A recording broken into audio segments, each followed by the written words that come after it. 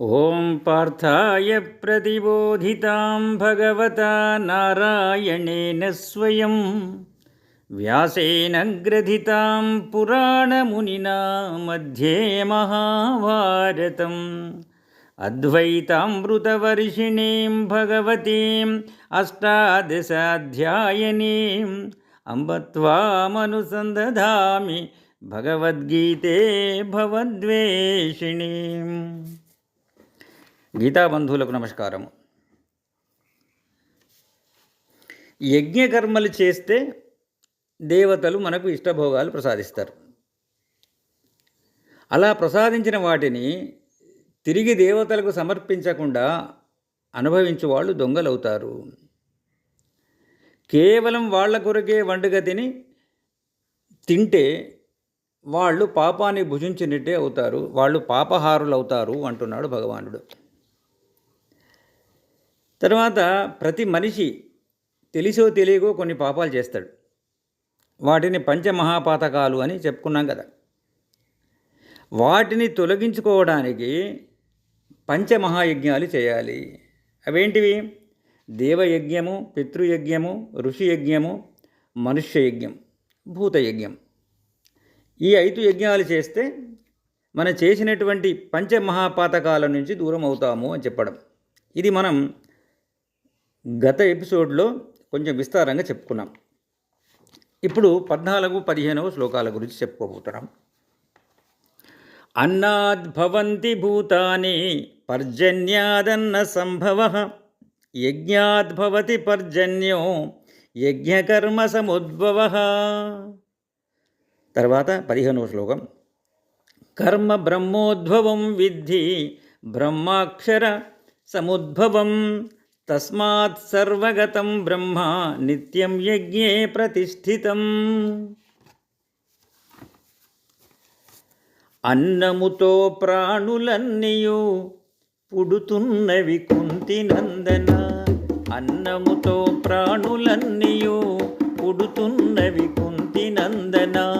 మేఘముతో అన్నమంతయు కలుగుతున్నదయ్య అర్జున.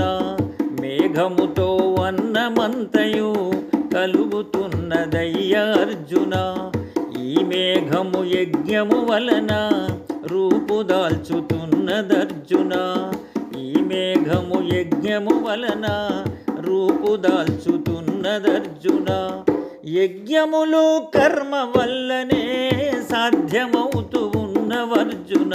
వినుమా పార్థ మనమున వినితరించు, వృద్ధి వెలిగించు, దరి పయనించు, మోక్ష తీరాన్ని చేరు, మోక్షాన్ని నువ్వు ముద్దాడు.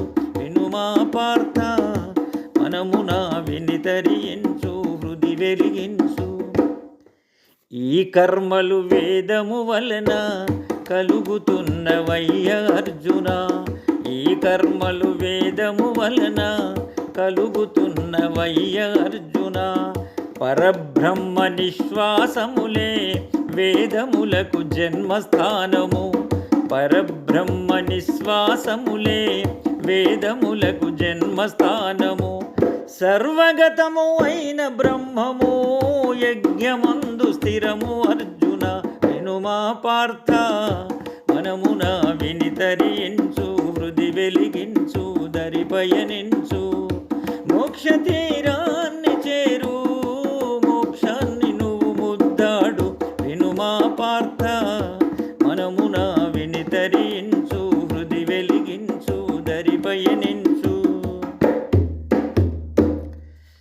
అర్జున, అన్నం వలన ప్రాణములు పుడుతున్నవి, మేఘం వలన అన్నము కలుగుతున్నది, యజ్ఞము వలన మేఘం ఏర్పడుతున్నది, యజ్ఞము కర్మ వల్లనే సాధ్యమవుతున్నది, కర్మ వేదము వలన కలుగుతున్నది. వేదము అక్షర రూపుడైన పరబ్రహ్మము నుండి ఉత్పన్నమైంది. ఈ బ్రహ్మము, ఈ సర్వగతమైన బ్రహ్మము సదా యజ్ఞమునందే స్థిరపడి ఉన్నది అంటున్నాడు భగవానుడు. ఇది యజ్ఞచక్రం. దేవతలకు మానవులకు కలిపేది యజ్ఞం. యజ్ఞంలో ప్రధానంగా ఇచ్చి పుచ్చుకోవడాలు కనిపిస్తాయి. పుచ్చుకొని తిరిగి ఇవ్వకపోతే ధర్మం కాదు, ఇవ్వకుండా పుచ్చుకునే వైఖరి సమంజసం కాదు. ఇస్తూ పుచ్చుకోవాలి, పుచ్చుకుంటూ ఇవ్వాలి. ఈ రెండిటిలో ఈశ్వర భావన తోడు కావాలి. అప్పుడే అది యజ్ఞకర్మ అవుతుంది, యజ్ఞకార్యం అవుతుంది. ఇక్కడ ఏమంటున్నాడు భగవానుడు? అన్నాద్భవంతి భూతాని అంటున్నాడు. అంటే అన్నము నుండి ప్రాణులు పుడుతున్నవి అని. అంటే ప్రాణులు కేవలం అన్నం వలన పుట్టవు. ఆ అన్నము తల్లిదండ్రులు ఆరగించడం వల్ల పుడతారు, ప్రాణులు పుడతవి. కనుకనే శంకరుల వారు భాష్యంలో అంటారు, అన్నాత్ అనేటువంటి పదానికి భుక్తాత్ అని అర్థం చెప్పాడు. భుక్తాత్ అంటే తినబడింది అని అర్థం. అంటే తల్లిదండ్రులు తినిన ఆహారము శుక్లశోణిత రూపంగా పరిణమించి ప్రాణుల ఆవిర్భావానికి కారణమవుతున్నవి. కనుకనే సర్వ ప్రాణులు అన్నము నుండే పుడుతున్నవి అని చెప్పబడింది. ప్రాణుల ఆవిర్భావానికి అన్నం కారణం. మరి అన్నానికి కారణం ఏమిటి? పర్జన్యము అంటున్నాడు. ఇక్కడ పర్జన్యము అంటే వర్షము అని చెప్పుకోవాలి. వర్షం వలన మనకు అన్నం లభిస్తుంది. పర్జన్యము అంటే దానికి చాలా అర్థాలు ఉన్నాయి. మేఘము, వర్షము, వరుణదేవుడు, సూర్యుడు అనే అర్థం కూడా ఉంది. అగ్నియందు అర్పించినటువంటి ఆహుతి సూర్యునికి చేరుతుంది. సూర్యుని వల్ల వర్షం కలుగుతుంది. వర్షం వలన అన్నము, అన్నం వలన ప్రాణులు పుట్టుతున్నవి. ఇది బృహదారణ్యక ఉపనిషత్తు కూడా చెప్తుంది. ఇంకా పర్జన్యానికి ఎన్నో అర్థాలు ఉన్నాయి.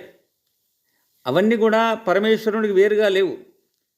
విష్ణు సహస్రనామాల్లో కూడా మనం చదువుతాం, కుముద కుందర కుంద పర్జన్య పావనో నిలహ అని చదువుతాం కదా. అంటే పర్జన్యుడు అంటే ఎవరో కాదు, పర్జన్యుడు అంటే పరమేశ్వరుడే. మరి వర్షాలు ఎట్లా కలుగుతున్నవి?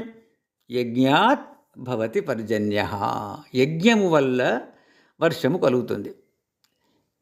యజ్ఞం చేయకపోతే వర్షాలు ప్రాప్తించవు అని అర్థం. ఇక్కడ యజ్ఞము అంటే ఋత్విక్కులు విధిపూర్వకంగా అగ్నియందు ఆహుతులు వేయడము. అగ్నిదేవుడు సూర్యునికి ఆహుతులు అందజేస్తాడు. సూర్యుని వలన వర్షం పడుతుంది. దేవతలకు కానీ పితృదేవతలకు కానీ మనం చేసేటువంటి ఆహుతులు అందించేవాడు అగ్నిదేవుడు. మరి ఈ యజ్ఞం దేనివల్ల పుడుతుంది? కర్మ వల్ల పుడుతుంది. యజ్ఞ కర్మ సముద్భవ అంటున్నాడు ఇక్కడ భగవానుడు. అంటే యజ్ఞము కర్మ వల్ల పుడుతుంది అని. అంటే యజ్ఞానికి కారణం కర్మ. యజ్ఞానికి కారణం కర్మే కానీ కర్మ చేయకపోవడం కాదు. మరి కర్మ ఎక్కడి నుండి పుడుతుంది అంటే కర్మ వేదము నుండి పుడుతుంది అంటున్నాడు. కర్మ బ్రహ్మోద్భవం విద్ధి. ఇక్కడ బ్రహ్మమన్నా వేదమన్నా ఒకటే, ఇది తెలుసుకోవాలి. కర్మ వేదము నుండి పుట్టింది. మనం ఇంతకుముందు చెప్పుకున్నాం, వేదంలో 3 కాండలు ఉంటాయి, కర్మకాండ, ఉపాసనకాండ, జ్ఞానకాండ అని. అంటే ఆ కర్మకాండ నుంచి పుట్టినవి కర్మలు. ఇక్కడ కర్మ వేదం నుండి పుట్టింది అని చెప్పుకోవాలి. ఇదే విషయం కూడా అంటే మరి కర్మ వేదం నుంచి పుట్టినప్పుడు మరి ఈ వేదం ఎక్కడి నుంచి పుట్టింది? ఈ వేదము అక్షరమైన బ్రహ్మము నుండి పుట్టింది. అది ఎలా అంటే బ్రహ్మము యొక్క నిశ్వాసముల నుండి వేదములు పుట్టినవి. ఉచ్ఛ్వాస నిశ్వాసాలని చెప్పుకుంటాం కదా. ఉచ్ఛ్వాసం అంటే తీసుకోవడము, నిశ్వాసం అంటే విడిచిపెట్టడం. ఇదే విషయం బృహదారణ్యక ఉపనిషత్తు కూడా చెప్తుంది. అస్య మహతో భూతస్య నిస్వజిత మేధద్వ యజుర్వేదో సామవేదో ధర్వాంగిన అని చెప్తుంది ఉపనిషత్తు, బృహదారణ్యక ఉపనిషత్తు. అంటే ఈ వేదాలు ఎక్కడి నుంచి పుట్టినవి? ఇది బ్రహ్మము యొక్క నిశ్వాసము నుండి పుట్టినవి అని చెప్పడం. తర్వాత ఏమంటున్నాడు? ఈ బ్రహ్మము ఎక్కడ ప్రతిష్ఠితమై ఉన్నది అంటే ఈ బ్రహ్మము యజ్ఞమునందు ప్రతిష్ఠితమై ఉన్నది అని చెప్తున్నాడు. మరి ఇది కొందరికి సంశయం కలగవచ్చు. ఎందుకంటే బ్రహ్మము సర్వగతమని చెప్పి సర్వగతమని నిర్ధారణ చేస్తూ మళ్ళీ యజ్ఞమునందే ప్రతిష్ఠితమని చెప్పడం కొంచెం వైరుధ్యం కదా. కానే కాదు. యజ్ఞము బ్రహ్మము వేరైనప్పుడు అది విరుద్ధమవుతుంది. కానీ సర్వగతమైన బ్రహ్మానికి అన్యంగా ఏది లేదు. యజ్ఞో వై విష్ణు అని చెప్తాం. యజ్ఞస్వరూపుడే విష్ణువు. కాకపోతే ప్రస్తుతం యజ్ఞచక్ర వైభవం గురించి చర్చించబడుతుంది కనుక బ్రహ్మము యజ్ఞమునందు సుప్రతిష్టము అని చెప్పడం జరిగింది. ఈ కర్మచక్రాన్ని, ఈ యజ్ఞ చక్రాన్ని విస్మరించి జీవనం సాగించడం సాధ్యం కాదు. అలా విస్మరిస్తే ఫలితాలు కూడా విషమిస్తవి. అది ఎలాగో ముందు శ్లోకంలో చెప్తున్నాడు భగవంతుడు. ఇప్పుడు 16వ శ్లోకం. ఏవం ప్రవర్తితం చక్రం నామవర్తయతీహ యః అఘాయు ఇంద్రియారామో మోఘం పార్థ సజీవతి. ఇక్కడ ఈ మాట చెప్తున్నాడు. ఈ విధముగా కర్మచక్ర మార్గము అనుసరించగా బ్రతుకుతున్న జీవులు పాపజీవులు, వారు వ్యర్థ జీవులు. విషయ చింతనే వారి బ్రతుకు లక్ష్యము.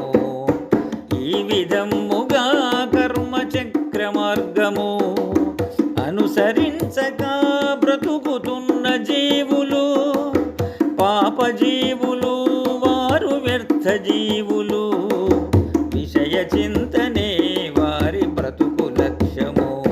శ్రీకృష్ణదేవుని గీతాసారమున్గనే పులకరించనే మాతా భారతావనే, పులకరించనే మాతా భారతావనే.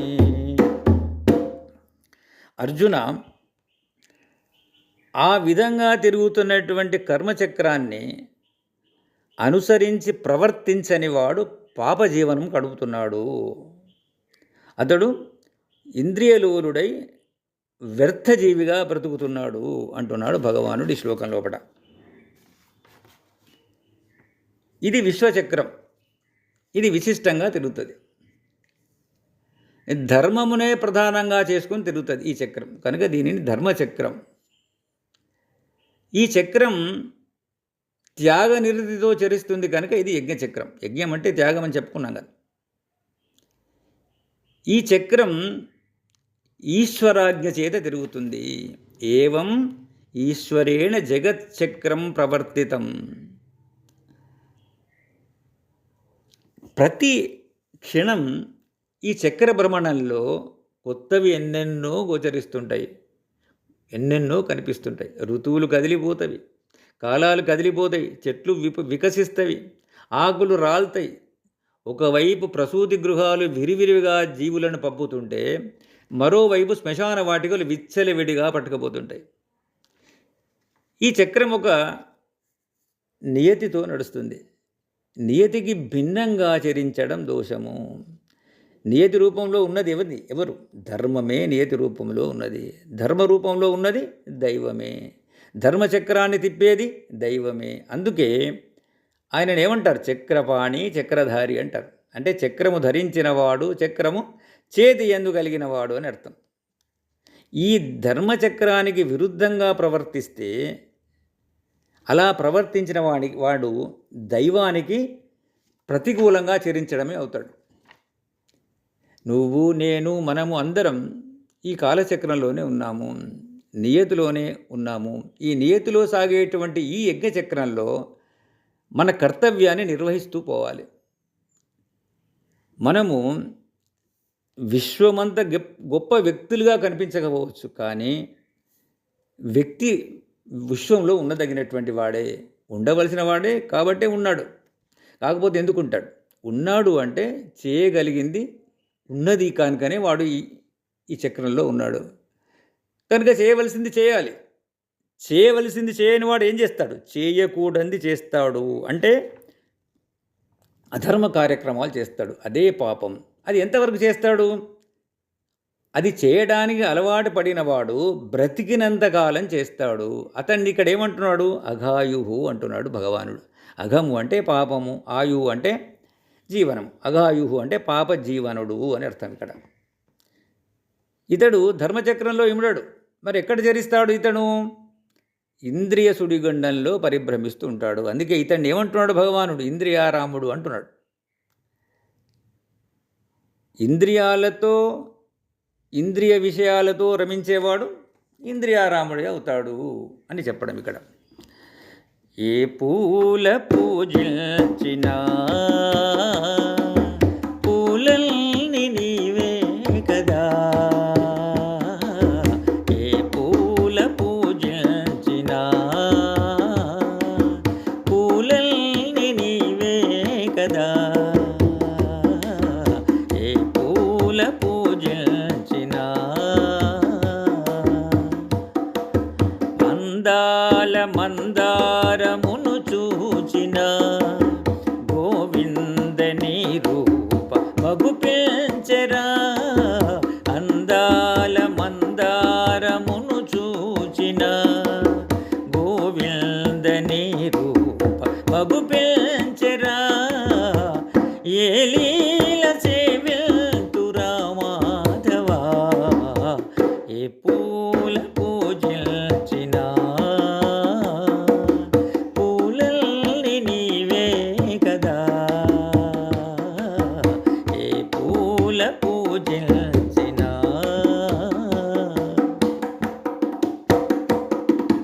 కాసారమున తామెరను కోసిన మరుమల్లి సంపెంగలను కోసిన, కాసారమున తామెరను కోసిన మరుమల్లి సంపెంగలను కోసిన, గోవింద నామాలి వినిపించెరా, ఏ పూల పూజించినా పూలల్ని నీవే కదా, ఏ పూల పూజించినా.